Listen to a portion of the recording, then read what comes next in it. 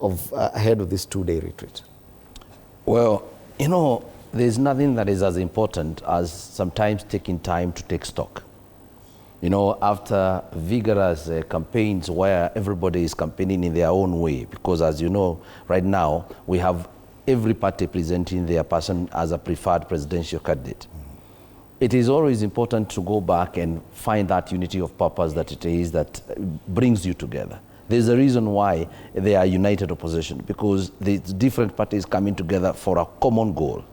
So going down into the retreat and of course taking stocks of what it is that they have managed to achieve right now and what are the challenges, and of course you know that they have been having a problem with security, and apparently some 10 days ago they visited even the IG to present some bit of a memorandum in terms of complaints and demands that some of these things have to be met, where they were promised this and the other. It is always good to take stocks because the journey ahead requires people to work as one.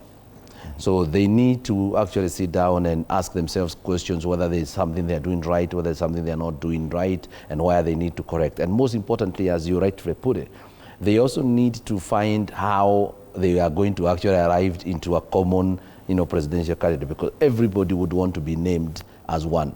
But they are, of course, going to have their own formula on how they will arrive into that, including now who becomes the deputy, who becomes this and the other. So it is important that as momentum of politics takes shape, and as the year now grow older, it's no longer a new year as we used to call it. We are headed to the first quarter, to the end of the first quarter of the year.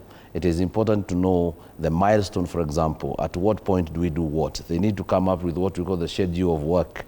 The schedule of work is where you actually date your activities. So you need to understand at what level do we announce this. The other day you had the DCP party leader saying that they also need to wait a little bit because they are waiting for more people who are going to actually join.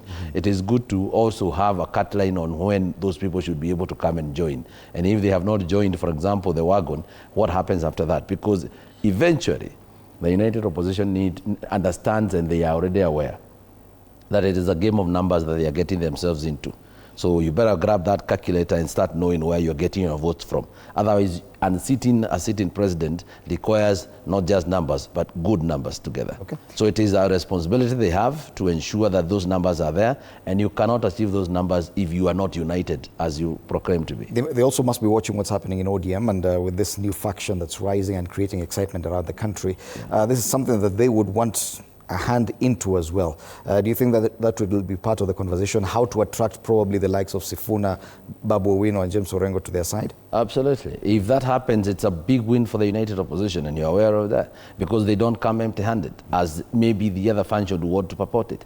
But obviously they will be leaving the huge chunk of ODM supporters, especially from the western side of Kenya, where obviously you know that is the biggest, the second biggest basket in terms of votes in Kenya. Okay. So everybody who is looking at numbers and how they add into the numbers of winning, not just 50+1, but winning with a big margin, they'll be looking into ensuring that they can actually consolidate that as a bloc. So I know united opposition will be looking into seeing whether they can position themselves to be attracted, to be attractive to what it is that is coming out of ODM, because the people who are coming out of ODM, these are not just people you just walk into and you tell them that they need to join you. They can decide to become a third force, and they would definitely go all the way to the end, because they are very principled and very serious about what it is that they believe in. So they would want to see that before they join you.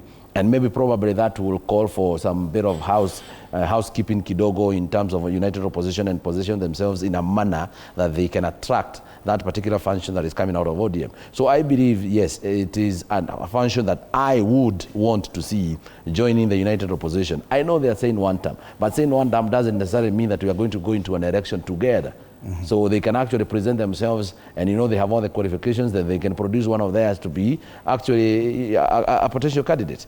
So it will be the job, it will be the task of the united opposition principles to be able to convince those ones that are coming out of ODM, because we can clearly tell they are not going to join. Right. There is absolutely no way they will change their tune and say two term. They will continue saying one term all the way to the end. And as that particular function divide, it is it is going to be such a huge win for the United Opposition if that particular function becomes part of the United Opposition and present themselves as the competition that William Ruto is going to face. Finally, final words, Wakili, more chance of one term, a bigger percentage now of the political divide saying one term, more than it was a few weeks back. Final comment. No, I don't think the United Opposition is going to get anywhere. They have not gotten anywhere. There's been a lot of noise about them uniting, almost